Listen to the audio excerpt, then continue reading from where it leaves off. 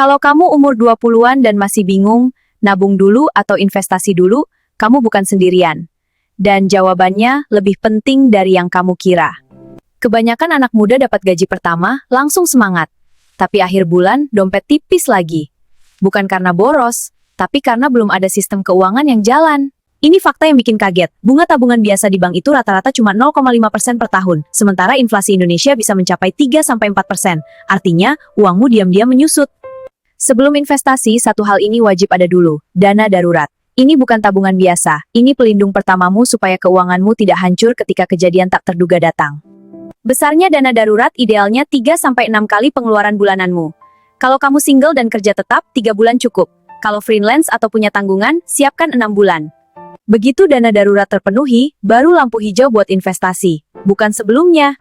Urutan ini yang sering dibalik orang, dan itulah yang bikin banyak orang akhirnya rugi.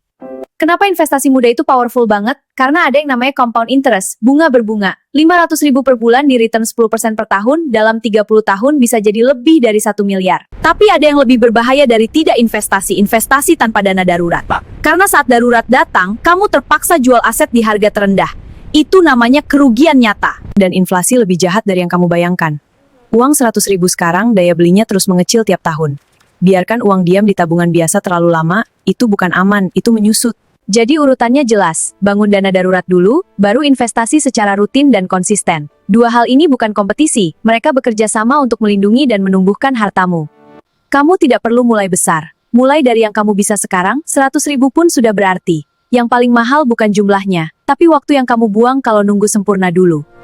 Kalau video ini bermanfaat, subscribe sekarang, karena tiap minggu ada konten baru soal keuangan yang dijelaskan dengan cara yang mudah dan masuk akal buat kamu.